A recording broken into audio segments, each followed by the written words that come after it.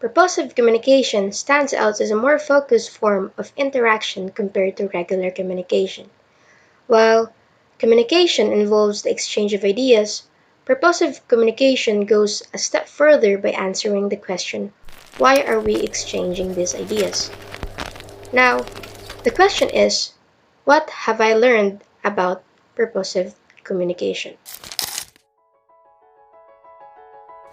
I am Sarab Sitishayma M, and I am here to share the insights and applications I have gained throughout my journey with purposive communication.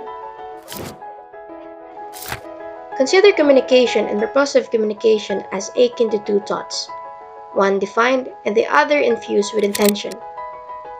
Picture people engage in dialogue, sharing thoughts on a particular topic, that is, communication.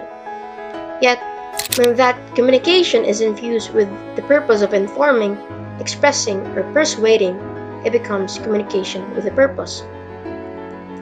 Needless to say, purposive communication permeates through the thoughts of people demanding things into the thoughts of people wanting advancement. Without communication, who could we be? Everywhere you look, communication and its purpose are evident. In schools, students collaborate in group projects or engage in discussions. In one of the busiest areas of Davao City, you can see people interact with one another to buy things or persuade people to buy the things they are selling. Even in the smallest things possible, you can see people trying to communicate, whether it be verbal or non-verbal. On streets, you can notice a group of individuals waiting for their routes, extending their hands and a finger to signal that they want to ride a particular jeepney.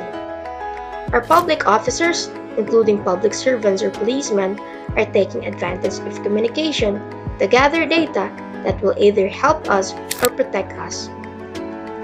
Approaching cashiers or seeking answers to our questions becomes smoother with purposive communication, given that it is the means of sharing our thoughts. Even more significantly, because communication can vary in mediums, it is imperative that signs are a way of communicating, including our parking notices and business posters and signs.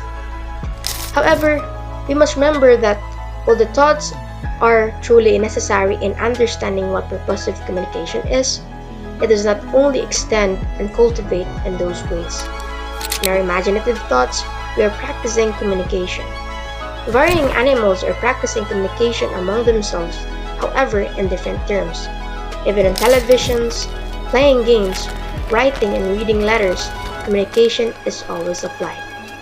At this point, we can safely derive that every part of the world needs purposive communication to live and grow, and to grow and live. And remember, communication is a two-way process, which means that everyone who participated in the medium, whether they be a sender or not a sender, plays an important part in the practice. I'm Sarab Sitishayma M, and that wraps up my perspective on purposive communication. Now, what are your thoughts?